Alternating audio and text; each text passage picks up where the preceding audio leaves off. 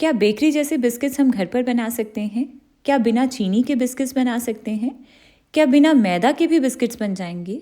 और क्या ये हेल्दी बिस्किट्स खाने में टेस्टी होंगे? बिना ओवन घर पर बिस्किट्स बन सकते हैं क्या? सो हाय एवरीवन, मैं डॉक्टर अलीशा और आपका स्वागत है मेरे इस channel anyone can cook with doctor Alisha में। तो आज हम बना रहे हैं ये बिना चीनी, बिना मैदा और बिना बटर ऑयल, देसी घी, गुड़ और आटे के साथ बने हुए बहुत ही टेस्टी से बिस्किट्स। और इन बिस्किट्स को आज हम अवन और कढ़ाई दोनों में मैं आपको बनाकर दिखाऊंगी और दोनों ही तरीके से ये बिल्कुल सेम और बहुत ही ज़्यादा अच्छे बनते हैं। तो ज़रूर से ट्राई करिएगा इस रेसिपी को, और रेसिपी पसंद आए तो चैनल को लाइक, शेयर, सब्सक्राइब। तो आज के इन बिस्किट्स को बनाने के लिए ना सबसे पहले हम लेंगे 1/3 कप जितना देसी घी, क्योंकि आज हम हेल्दी बिस्किट्स बना रहे हैं तो चीज़ें भी थोड़ी सी हेल्दी ही यूज़ करेंगे। और ये जो घी मैंने यूज़ किया है ना, ये भी मेरा घर का खुद का बनाया हुआ शुद्ध देसी घी है। और इसके बाद अब इसमें सेकंड हेल्दी इंग्रेडिएंट ऐड करना है, जो कि होगा चीनी की बजाय ये गुड़, जिसके लिए मैंने यहाँ पर ये आधा कप प्लस 2 बड़े चम्मच जितना गुड़ का पाउडर लिया है, यानी कि जैगरी पाउडर। अगर आपके पास सॉलिड फॉर्म में हो ना गुड़, तो आप उसको जितने छोटे टुकड़ों में हो सके ना उतने छोटे टुकड़े कर लीजिएगा उसके। हो सके तो कद्दूकस कर सकते हो तो वो कर लीजिएगा। तो बस ये गुड़ को डाल देंगे अब हम अपने इस देसी घी में, और इन दोनों चीज़ों को ना हमें पहले पूरे अच्छे से विप करना है। अच्छा, इसे विप करते हुए शुरू में आपको लगेगा कि ये अभी थोड़ा सा ड्राई है, बट जैसे जैसे आप इसे विप करते जाओगे ना, ये एकदम क्रीमी, लाइट और फ्लफ़ी होना शुरू हो जाएगा। और विप करने के लिए मैं तो ये सिंपल सा हैंड विस्क ही यूज़ कर रही हूँ। अगर आपके पास इलेक्ट्रिक विस्कर है तो आप वो यूज़ कर लीजिएगा, इससे काम आसान हो जाएगा। और इसे विप करने पर अभी आप देख रहे हो कि ये क्रीमी होना शुरू हो गया है। अगर आपको लगे ना कि ये बहुत ज़्यादा ड्राई है, तो आप इसको विप ईजिली करने के लिए ना इसमें 1 बड़ा चम्मच जितना दूध डाल दीजिए। मैंने तो ये दूध को बस अभी फ्रिज से निकाला है और उबला हुआ दूध था ये। आप चाहो तो रूम टेम्परेचर वाला दूध ले सकते हो। और फिर से इसे अच्छे से विप करेंगे। थोड़ी ही देर में आप देखेंगे कि ये जो मिक्सचर है ना, ये इस तरह से लाइट, क्रीमी और फ्लफ़ी हो जाएगा और इसमें क्रीम जैसे स्टिफ पीक्स बनने लग जाएंगी। तो हमें इसे इतना अच्छे से विप करना है। जितना अच्छे से आप बिस्किट्स के इस मिक्सचर को विप कर लोगे ना, उतनी ही एयर इसमें इस टाइम पर भर जाएगी और आपके बिस्किट्स एकदम खस्ता और क्रिस्पी बनेंगे। अच्छा, इसे विप करने के बाद अब हम अपने इस बोल के ऊपर रखेंगे एक छन्नी और इसमें डालेंगे 1 कप जितना गेहूं का आटा। अच्छा, वैसे आटे की जगह आप चाहो तो सेम क्वांटिटी मैदे की भी ले सकते हो, बट मुझे इसे हेल्दी बनाना है तो मैं इसे आटे के साथ बना रही हूँ। और आटे के साथ इस बिस्किट्स को एक्स्ट्रा खस्ता बनाने के लिए ना 2 बड़े चम्मच इसमें बेसन डाल देंगे। बेसन अगर नहीं है तो आप इसे स्किप कर दीजिएगा और सेम क्वांटिटी आटे की बढ़ा लीजिएगा। और साथ में इसमें जाएगा 1 छोटा चम्मच जितना बेकिंग पाउडर, 1/4 टीस्पून का भी आधा पोर्शन यानी कि 1/8 टीस्पून हमें इसमें डाल देना है बेकिंग सोडा, और 1 पिंच नमक डाल के इन सारे ड्राई इंग्रेडिएंट्स को छान लेंगे। अच्छा, ये जो आटा और बेसन है ना, ये भी मैंने घर का पिसा हुआ ही लिया है। आप मार्केट का आटा बेसन जो भी यूज़ करते हैं ना, वो ले सकते हैं। और इसके बाद अब इसमें मैं ना 1.5 बड़ा चम्मच जितना सूजी भी ऐड कर रही हूँ इन बिस्किट्स को एक्स्ट्रा क्रिस्पी बनाने के लिए। अगर आपके पास सूजी नहीं है, चावल का आटा डाल सकते हो या फिर सिंपल से आटे के साथ ही बना लीजिएगा। और साथ में फ्लेवर के लिए डाल देंगे 1 छोटा चम्मच जितना इलायची पाउडर। आप चाहो तो अपना मनपसंद कोई भी और फ्लेवर ले सकते हो। तो बस इन सारी चीज़ों को अब हमें मिक्स कर लेना है और बिल्कुल ना हल्के हल्के हाथों से इसे मिक्स करेंगे, क्योंकि पहले गुड़ और घी को विप करके जो हमने एयर भरी थी ना, इसे अब हमें निकालना नहीं है। बस इसे सारी चीज़ों को हमें मिक्स करना है। तो बिल्कुल हल्के हाथों से मिक्स करेंगे और इसका हमें एक डो जैसा बना लेना है। और अभी ये मिक्सचर क्रम्बली है तो इसे बाइंड करने के लिए हम इसमें थोड़ा थोड़ा करके दूध ऐड करेंगे। दूध डालने से मिक्सचर बाइंड भी हो जाएगा और बिस्किट्स में जाली भी अच्छी पड़ेगी। और दूध को बिल्कुल थोड़ा थोड़ा करके ही ऐड करिएगा। तो बस मैंने तकरीबन इसमें 3 बड़े चम्मच जितना दूध ऐड किया और अभी हमारा ये आटा बनकर तैयार हो गया है। अब पता कैसे चलेगा कि कुकीज़ का डो परफेक्ट है या नहीं, तो छोटा सा पोर्शन लेकर ना इस तरह से इसकी एक कुकी बनाकर चेक करेंगे। अगर इसके साइड पे कोई क्रैक्स नहीं आ रहे हैं, इसका मतलब है कि हमारा ये डो परफेक्ट है। अच्छा, इस डो को बनाने के बाद अब हम इसे 10 मिनट के लिए एक बार फ्रिज में रख देंगे और इतनी देर में बाकी की तैयारी करेंगे। तो सबसे पहले आज के इन बिस्किट्स को मैं आपको कढ़ाई और अवन दोनों में बनाकर दिखा रही हूँ। तो कढ़ाई के लिए हमें एक मोटे तले की कढ़ाई लेनी है और इसमें एक स्टैंड रख दो। अगर कोई स्टैंड नहीं है ना, तो किसी भी प्लेट को भी उल्टा करके रख दोगे तब भी चल जाएगा। और बस इस कढ़ाई को ऊपर से ढक देना है और इसे मीडियम फ्लेम के ऊपर 10 मिनट तक गर्म हो जाने देंगे। और इसी तरह से मैंने अवन को प्री हीट होने के लिए रख दिया है 180 डिग्री पर तकरीबन 10 मिनट के लिए।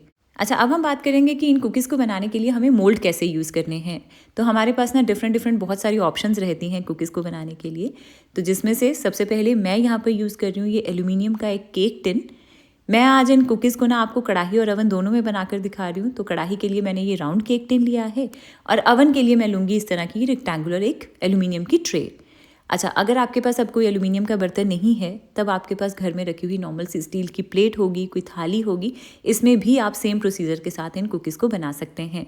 और वो कैसे करना है उसका लिंक नीचे डिस्क्रिप्शन बॉक्स में है, आप वहाँ चेक कर लीजिएगा।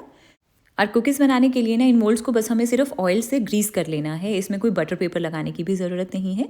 तो इन दोनों मोल्ड्स को मैंने अच्छे से ऑयल से ग्रीस कर लिया है, हमारे मोल्ड तैयार हो गए हैं।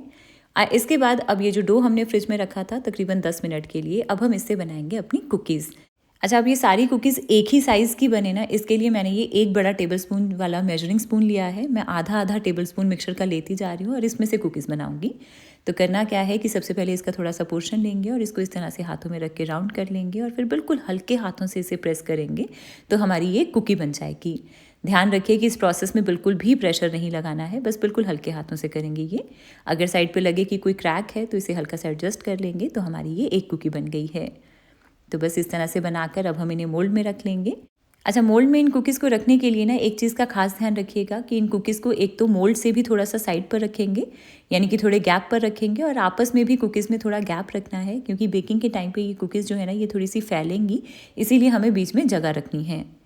तो बस हमारा ये मोल्ड तैयार हो गया है और इधर अब हमारी ये कढ़ाई भी काफ़ी अच्छे से गर्म हो गई है। तो इसमें अब हम अपना ये मोल्ड रख देंगे और इन कुकीज़ को ढककर अब हम इसे बिल्कुल लो फ्लेम के ऊपर पकाएंगे तकरीबन 20 से 25 मिनट तक।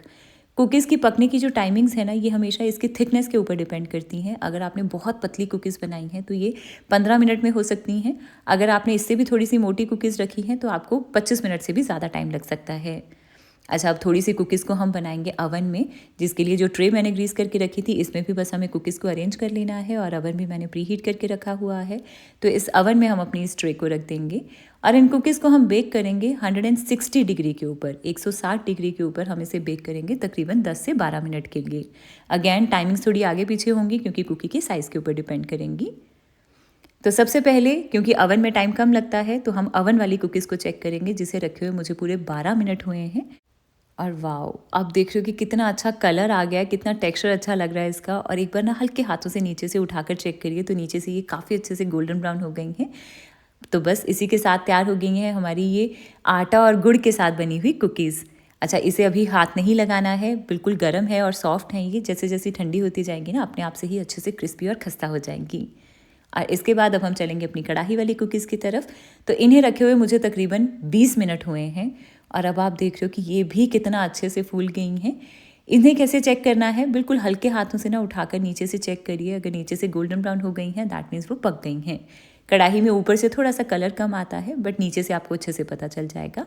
तो बस ये कढ़ाई वाली कुकीज़ को निकाल के इन्हें भी पहले अच्छे से ठंडा हो जाने देंगे।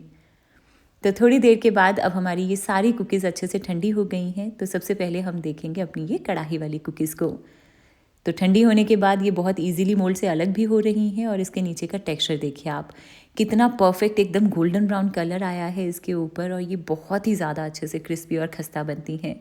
तो बस सारी कुकीज़ को आप बड़े इजीली निकाल के एक प्लेट में रख लीजिए। और इसके बाद अब ये जो अवन वाली कुकीज़ हमने बनाई थी इसे भी इसी तरह से अलग कर लेंगे मोल्ड से। और आप एक बार चेक करिए कि ये अवन वाली कुकी और कढ़ाई वाली कुकीज़ के नीचे का टेक्सचर कितना एकदम सेम है। बिल्कुल भी फ़र्क नहीं पता चलेगा आपको, बस सिर्फ कढ़ाई में ऊपर से कलर थोड़ा कम आता है, अदरवाइज़ दोनों सेम टेक्सचर और टेस्ट वाली बनती हैं। तो बस ये सारी कुकीज़ हमारी तैयार हो गई हैं। अब आप इसका एक बार टेक्सचर देखिए, कितना अच्छे से क्रिस्पी हैं ये, अंदर एकदम परफेक्ट जाली आई है इन कुकीज़ में, बहुत ही ज़्यादा टेस्टी बनती हैं ये। तो अब आप भी ट्राई करिए इन हेल्दी आटा और गुड़ के साथ बनी हुई कुकीज़ को, जिन्हें आप स्टोर करके भी रख सकते हैं किसी एयरटाइट कंटेनर में, काफ़ी देर तक ये ख़राब नहीं होंगी। तो ट्राई करिए मेरी इस रेसिपी को, और अगर रेसिपी पसंद आई हो तो वीडियो को लाइक कर दीजिएगा और चैनल को सब्सक्राइब करना ना भूलें। आज हम बनाएंगे ये बिना मैदा और बिना बटर ऑयल, देसी घी और गेहूं के आटे के साथ बनी हुई मेरी ये फेवरेट कोकोनट कुकीज़। आप देख रहे हो इसका टेक्सचर एकदम बेकरी जैसी बनती है ये, बहुत आसान है बनाने में।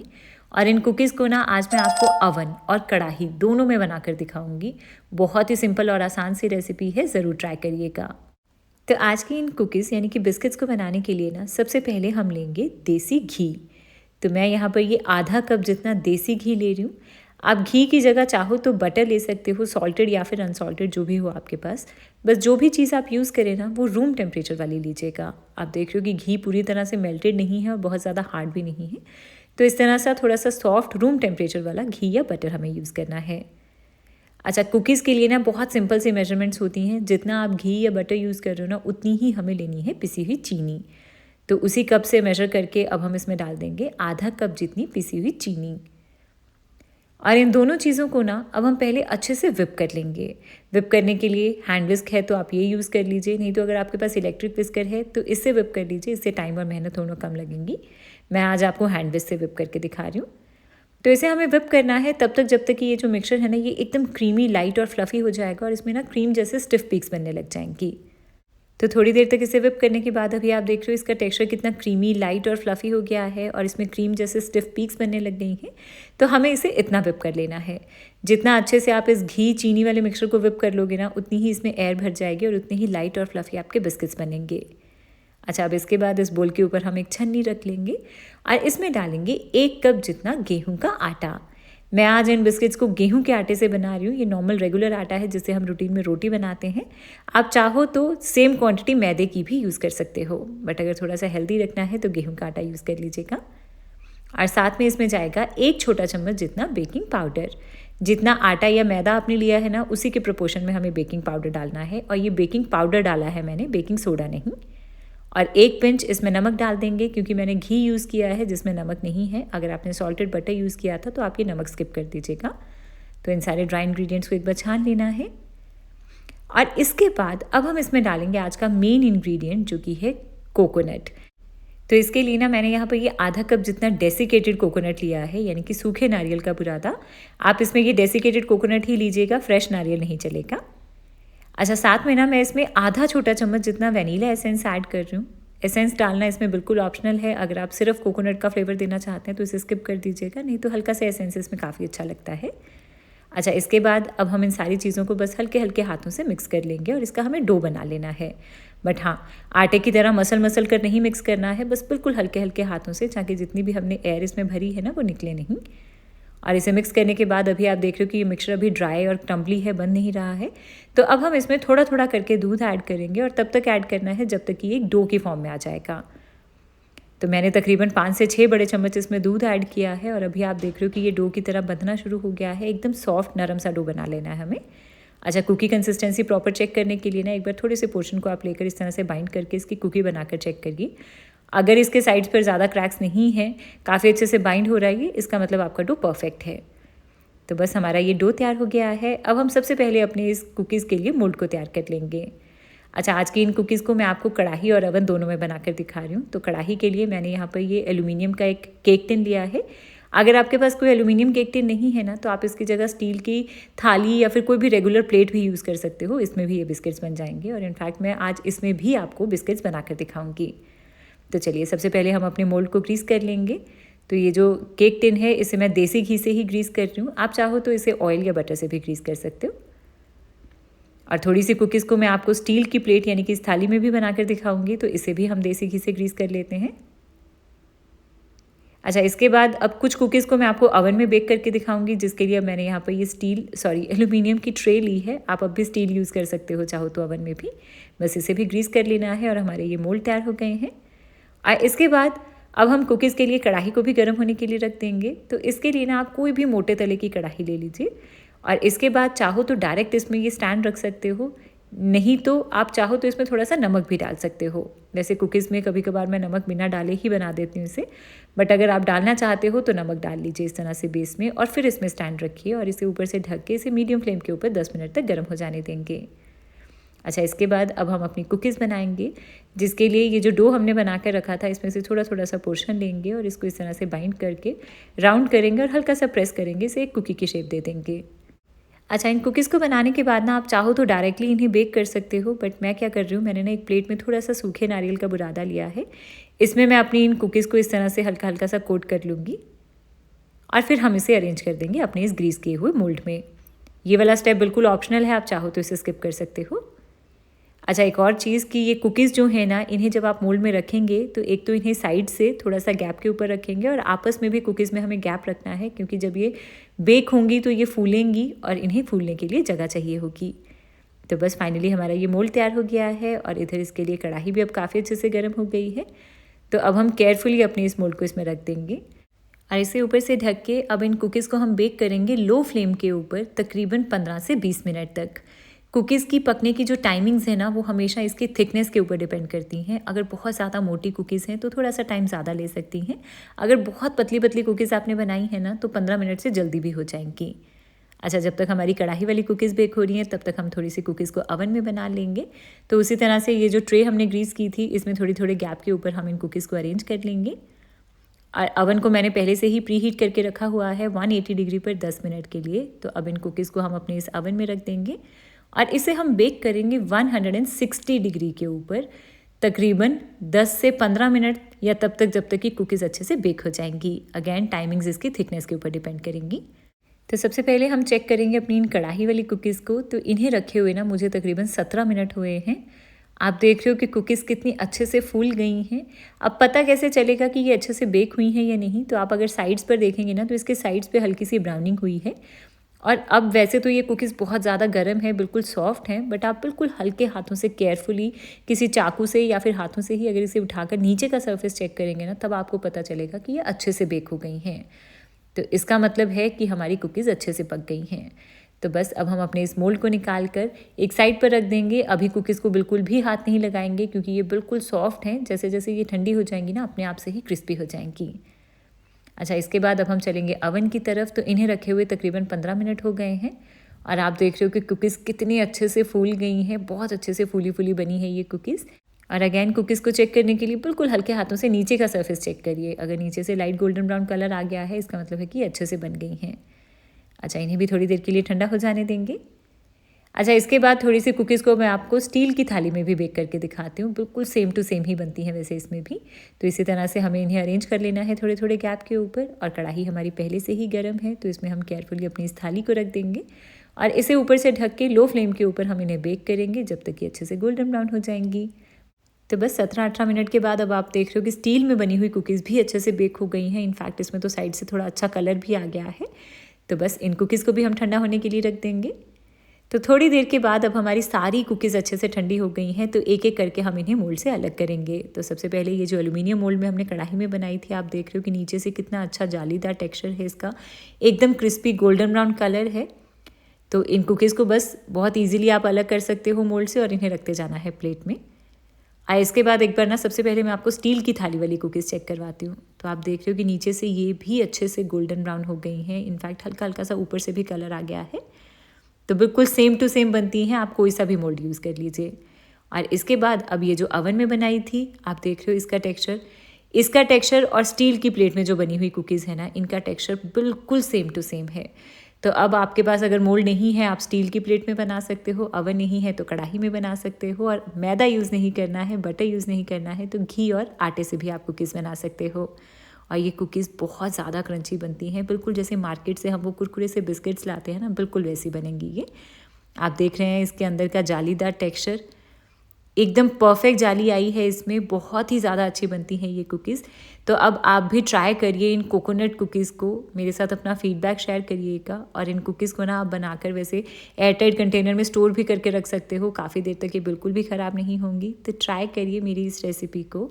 और अगर आपको मेरी आज की रेसिपी पसंद आई हो तो प्लीज़ वीडियो को लाइक कर दीजिएगा और चैनल को सब्सक्राइब करना ना भूलें।